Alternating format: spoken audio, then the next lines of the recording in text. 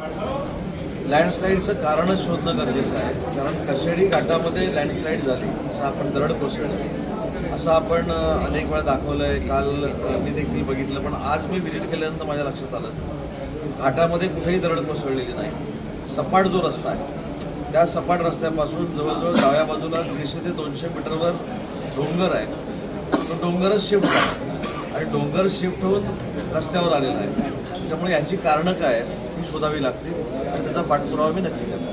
चिपळूणच्या यावेळेला रेझर्वेशन चालू नव्हतं, पाणी याचे वेगाने शहरामध्ये आपण जो भाग काढला आहे त्याला नदीच्या बाजूला अनेक ठिकाणी 5 ते 6 फुटापर्यंत डम होण्याचा हा परिणाम आहे, कारण विजुअलमध्ये मोठ्या प्रमाणात पाणी शिरते.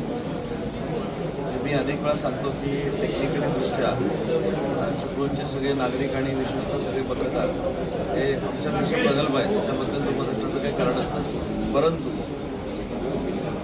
निसर्ग चालू नसताना देखील जो पाऊस अन्य ठिकाणी पडलेला आहे त्याचं पाणी देखील त्या ठिकाणी आलं आहे. मी आज पुन्हा एकदा प्रांतांकडनं सगळ्यांकडनं माहिती काढलेली आहे. आपल्याला पूर्वी जे अपेक्षित होतं की एवढं पाणी वर चढेल किंवा त्याच्यापासून धोका निर्माण होईल, अशी परिस्थिती आता चिपळूणमध्ये राहिलेली नाही. चिपळूणच्या लोकांचं जीवन सुरक्षित करण्यामध्ये आम्ही यशस्वी झालेलो आहोत.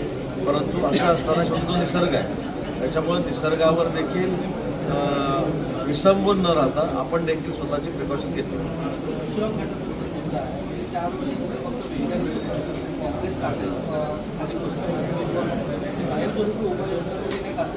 मी स्वतः आता परशुराम आता बघून आलो का, मला असं वाटेल प्रत्येक जर तुम्हाला क्रॉस करतो. माझी विनंती आहे की तुम्ही तिथे एक थोडी जर व्हिजिट केली आता 2 दिवसामध्ये तर त्यांनी कशा पद्धतीने एक वेगळी टेक्नॉलॉजी वापरलेली आहे हे देखील आपल्या लक्षात येईल.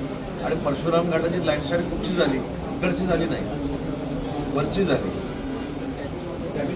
सर त्या खालचा जो भराव आहे तो वाहून जातो. मी ते सांगतो, म्हणून तुम्हाला सांगितलं की तुम्ही जरा पुन्हा एकदा ते बघण्याची गरज आहे. मी स्वतः करून बघतो, तिथल्या टेक्निकल लोकांना देखील विचारलेलं आहे.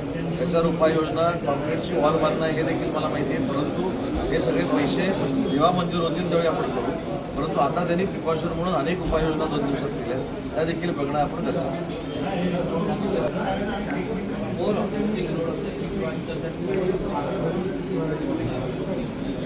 अंबादास दानवे साहेबांनी